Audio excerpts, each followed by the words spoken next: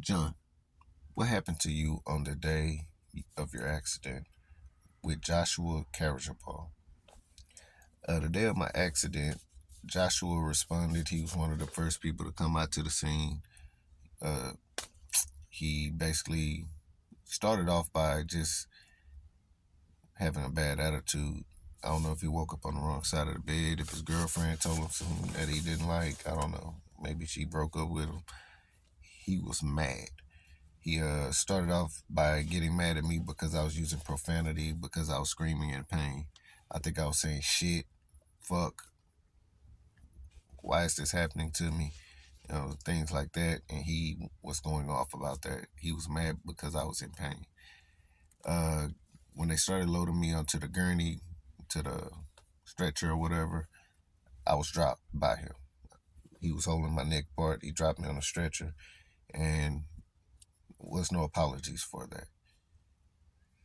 After that, we get into the ambulance. I'm not strapped down. I'm begging him to give me some support on my legs so they won't fall off the gurney and stuff, because I'm trying to keep them from falling because they don't have me strapped. He grabs my legs, start jerking it back and forth, back and forth, back and forth. By the time I made it to the hospital, I had a shattered hip.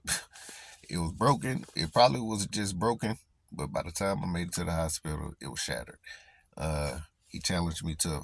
I asked him if he wanted to fight me. Let me not say he challenged me.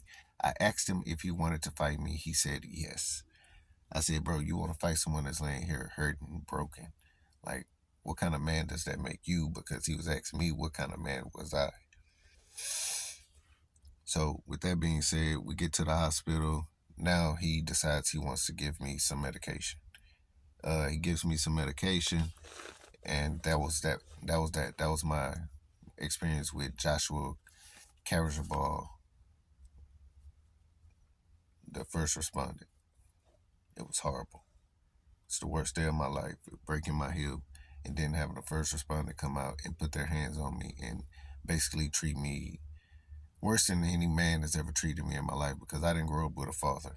So I don't have any men out here that's ever put their hands on me, and just treated me like that. Like, it was horrible. It was very unprofessional. That's what happened to me. John, what happened the day EMTs were called out to your home and they sent out Joshua Carabajal as the first respondent?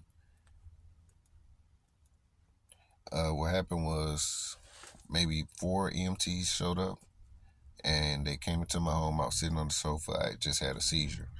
Uh, I was still in pain and whatnot, and I see the paramedic that hurt me, that basically shattered my hip in my eyes. Uh, I see him come through my door and I go off. I start telling my mom, my grandmother, my cousin, and my uncle, yo, this is the paramedic that put his hands on me. And I'm telling them, like, yo, I'm not going with them because he hurt me the last time. I don't want to go with somebody that hurt me. He isn't professional. I don't want to go with them.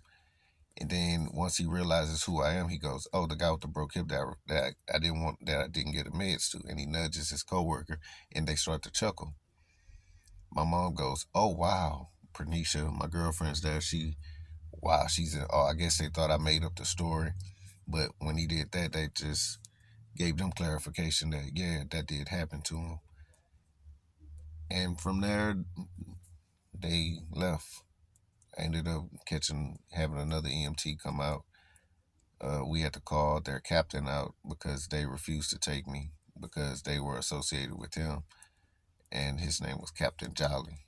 And he can clarify this story. And all of the EMTs on record that responded to my home can clarify what happened and his actions, because he basically told everybody in the room that, yeah, I'm unprofessional and I put my hands on this guy.